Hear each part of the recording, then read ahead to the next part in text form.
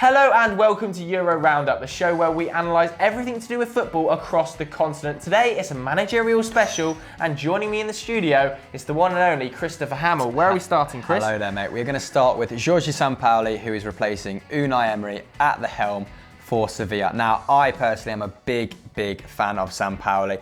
He created the team for Chile that won the 2015 Copa America, gave them the basis to go on and win it again for this year's centenary edition. He likes to play a 3-4-3, very attractive, high pressing, high tempo sort of game. He's a disciple of fellow countryman Marcelo Bielsa in that sense. However, Joe, if he wants to implement that 3-4-3 system that works so successfully for him at international level, at club level, it may signal the end of some players' tenure at Sevilla, most notably Fernando Llorente, who traditionally is a big target man. At international level, he had the likes of Vargas, he had the likes of Sanchez, pressing really high up the pitch. That's not going to be the case here, mate. Who does he need to sign in order to implement this newfound ethos? Well, one man, let alone signing, one man he would have liked to keep would have been Kevin Gameiro. That would have been for sure. He pressed high last season for Sevilla. He's a very dynamic forward. He has joined Atletico Madrid for around 40 million euros. That's a massive loss. However, he has replaced him quickly with the signing of Vieto from Atleti on loan with the option to buy of 20 million euros at the end of the season. Very exciting youngster, and I know Atletico Madrid fans on my timeline were furious that he'd gone with the transfer ban looming.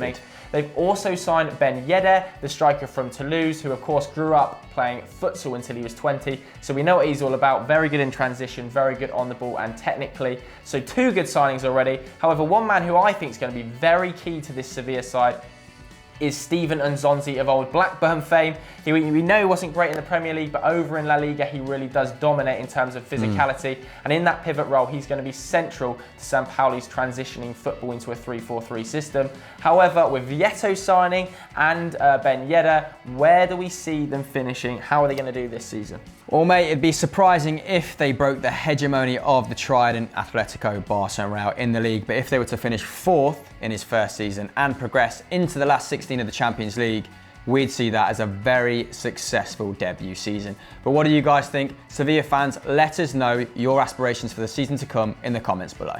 Next on our list is the aforementioned Unai Emery, who has gone from Sevilla to Paris Saint-Germain. Joe, what do you think this means for the club? Yeah, it's a really good move in my opinion. I think he is a slight upgrade on Laurent Blanc, who they've of course had to pay off for a ridiculous 20 million euros just to get rid of him, which is disgraceful. However, Unai Emery is a really exciting manager, did loads of good work at Sevilla, brought in a 4-2-3-1 system, of course, which he now looks to be implementing at PSG, and he's signing players to accommodate that formation. He's brought in Ben Arfa from Nice, who scored 18 goals, got 6 assists last season. Very exciting player. Forgotten his Newcastle and Hull days right now.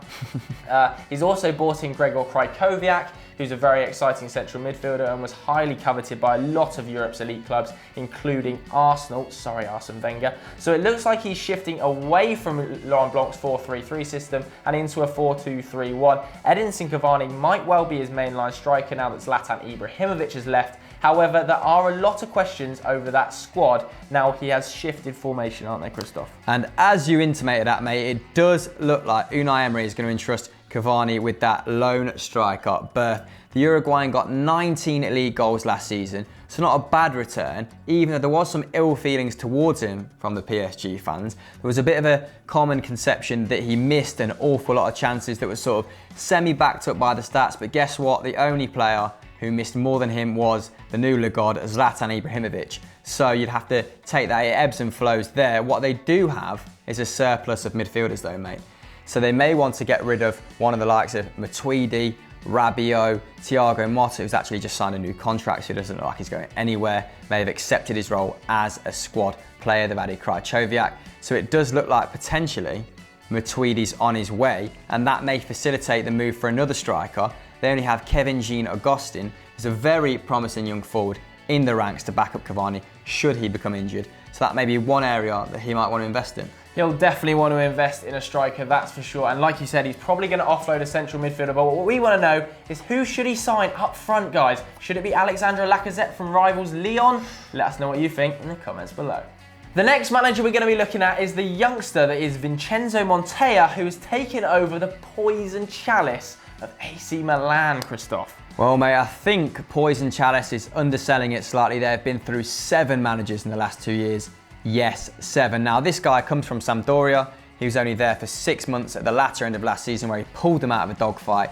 They eventually finished 15th on a goal difference of -13. So hopefully, with coming to Milan, he has the players to facilitate a better season, and a better season for Milan, who finished a disappointing 7th last year. Now, he has the likes of Bonaventura, the likes of Suso, the likes of Carlos Bacca and Donnarumma to call upon in the league, who should be able to deliver the right results. He's moving them on from a very flat 4-4-2, which they were playing last year, into a 3-5-2, mate. So this may signal an uprising for Milan, who have been consistently underperforming. Yeah, we would all love to see it. Of course, they've been taken over by a Chinese consortium, which is actually quite exciting because Milan really need some investment. They've been very poor for about 3 seasons now. Now, of course, Vincenzo Montella, like you mentioned there, brings with him a 3-5-2 system, and that is going to bring some problems. They've been operating a 4-4-2, very flat, very rigid, under some inexperienced managers, and the 3-5-2 means he's going to have a passing central defender, which he has not got at the moment. He's got Philippe Mexes, bit cumbersome. He's got Christian Zapata, not all there, so he's going to need to sign another passing defender. However, the 3-5-2 does allow him to operate with 2 attacking midfielders, which means he's going to get the best out of Bonaventura, he's going to get the best out of Suso and Honda. Couple this with the fact that he might well be able to keep Carlos Bacca now there's been more investment from the Chinese consortium, and you actually could have quite a successful season with Milan. But Christoph, what would you class as successful this year? Well, I don't think any real football fan has enjoyed the demise of the Milan clubs. They used to bring a lot to the European stage. So I just think getting them to that point, whether it be the Europa League, ambitiously the Champions League, I think that is the target for this season. Let's get them back to where they were, or at least a platform to go on and recoup some of that former glory. Definitely, but where do you guys think Milan are going to finish this year under Montella? And is he the right man to take charge, or is he just another peepo Inzaghi? Let us know what you think in the comments below. And the last manager on our list brings us back to the British Isles. It is the one and only David Moyes to Sunderland, mate. What do you think? I actually think this is a very good move for both parties. David Moyes, of course, needs to get back into football after a poor stint at Real Sociedad, and Sunderland clamouring for a manager after a really, really bad start to the summer with Sam Allardyce leaving and joining England. That did not leave them with very much time to sign players, and so they've got a tiny little squad over there. 16-man squad. That is very small. It's embarrassingly small. They've also only got 1 recognised striker. They're going to be looking to bring Jan Mvia back from Rubin Kazan. Of course, they had him on loan last season. They're trying to sign him on a permanent deal now. However, 16-man squad with 1 recognised striker, and he's 33-year-old Jermaine Defoe. It's no good at all, is it, Christoph? As you mentioned, mate, there's going to be an awful lot of pressure on Jermaine Defoe, who already bailed them out last season with his 2nd best goal scoring return in the Premier League. They're going to be heavily dependent on him again with a squad this size. But he begins the season injured, which is the biggest concern for David Moyes.